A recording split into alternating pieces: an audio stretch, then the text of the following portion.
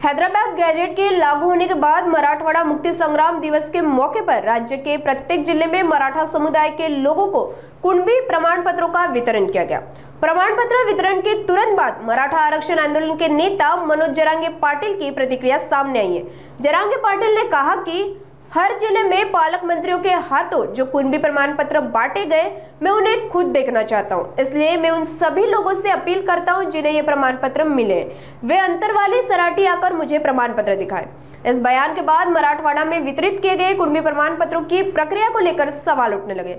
जरांगे पाटिल ने मराठा समाज को स्पष्ट रूप से संकेत दिया है कि इस प्रक्रिया में कहीं न कहीं संदेह की गुंजाइश है। शिंदे समितीच्या नोंदी सापडलेल्या दिल्यात का गॅझेटेडच्या माध्यमातून दिले, शिंदे समितीच्या माध्यमातून दिलेलं जरी असलं तरी मी उद्या समजून घेऊन परवाच्याला व्यवस्थित बरोबर करणार आणि गॅझेटच्या प्रमाणे जरी दिले असले तरीही परवाच्याला मी बरोबर करणार। मी समाजाला बरोबर सांगतो काय सांगायचं ती आणि त्या पद्धतीने काम परवापासून पुन्हा सुरू होणार। मुंबईच्या आंदोलनात जात असताना या अगोदर आंदोलकाला गाड्याने जावं लागत होतं, आता रेल्वे मध्ये आले, नव्यानं आज उद्घाटन देखील झालंय। दिल्ली जायला सोपं झालं ना, पण राहणार आहे का तिने जायची मधूनच पुन्हा असंच नुसतं उद्घाटन, तिसरं उद्घाटन दिसतंय। एकदा आज तिकट झालं, एकदा बिडात झालं, आता आणखी कुठची होत आहे याचे कायम सुरू करा म्हणा। ती एकदा असं टप्प्याटप्प्याला काय आहे ते नाही का, एखाद्या माणसाला ढोस दिल्यासारखं उलशीत थोड्या टायमाने थोड्या टाइम एकदा दान का हो रेल्वेचा ह्याकडेच त्याकडीला परळी ते मुंबई दिल्ली बरं झालं, पण जवळ आली आपल्याला दिल्ली जायला सोपं होईल।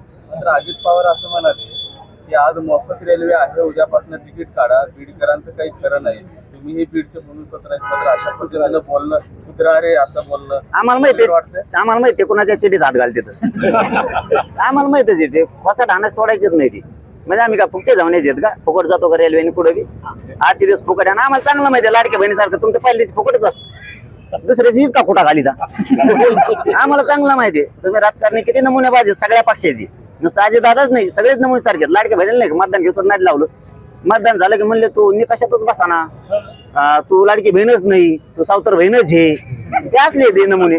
आता लाडकी बहीण काचका दाखवायचे ना, पैसे घेऊन काचका दाखवायचे ना, आता डबल नीट कर, यांना नीटच करावं लागतं। हे नादी लावायला एवढे माहीर येते, ही लाडकी बहीण आणते ना। आता काही शेतकऱ्यांना मदत द्यायची वेळ आली तर ती देणार नाहीत लवकर।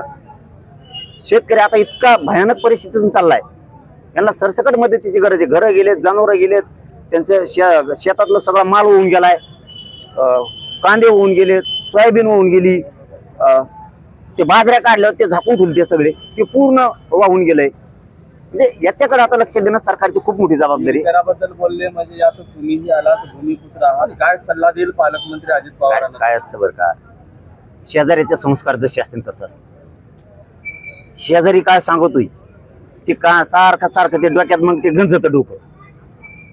शेवटी टोळीच्या आजूबाजूला राहणं ते होतं एखादी बार, त्यांची चूक नाही, ते एखादी बार होतं, पाय घसरतो टोळीमुळं। पण मी बीडकर म्हणूनच नाही, राज्यातल्या कोणाबद्दलच असं बोलायला नाही पाहिजे, ते होतं। आता जशी संगत तसा गुण,